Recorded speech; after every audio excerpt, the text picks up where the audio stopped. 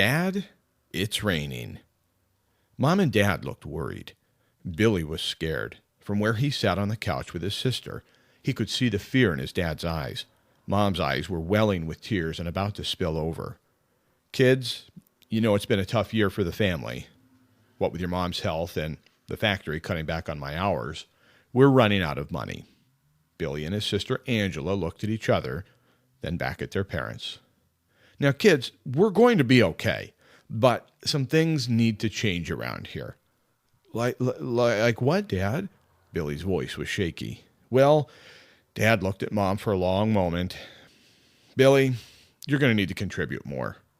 Dad, you know I'm saving for college, and I already give Angela $30 a week out of my paycheck for her lunch money. Billy, you know how hard this is for Mom and me. Just then, Mom started sobbing. She took a seat on the couch and clutched Angela tight. She began to hum and rock back and forth with Angela in her arms.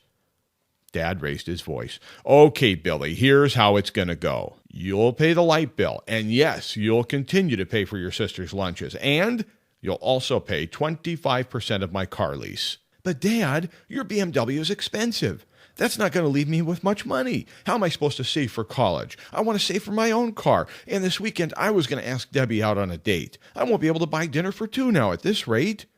Oh, Billy, welcome to the real world, son. It's time you step up and pay your fair share. Wait, my fair share? You won't even let me touch your precious Beamer. And Angela's lunch? Will I get a fair share of that food? Mom sobbed louder. How dare you? Screamed Dad. Look at what you're doing to your mother. You'll pay your fair share and stop moaning about it. So you lease an expensive car, Dad. I have to help pay for it? You won't make Angela work, so I have to pay for her food?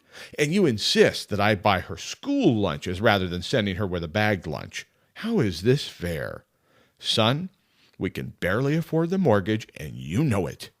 Dad, you're the one who took the second mortgage out on the home, maxed out your equity and bought a boat. You didn't bother to get insurance, and then you sunk it. That's not my fault. Well, Billy, how about we lose this home? Then you'd be sorry. Dad, you guys have a huge savings account of money you inherited from Grandpa.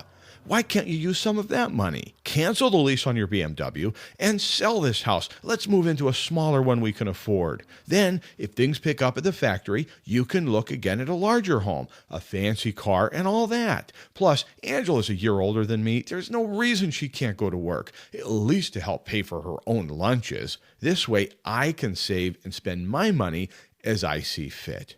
Why, you little ingrate! You know that Grandpa's money is set aside for a rainy day. How dare you suggest that we, your parents, cut our costs and look to our savings to sustain us during this difficult time? How dare you? Who do you think you are? Now, when your mother and I get back in 2 weeks from Honolulu, I expect to hear all about that second job you're going to start looking for this afternoon.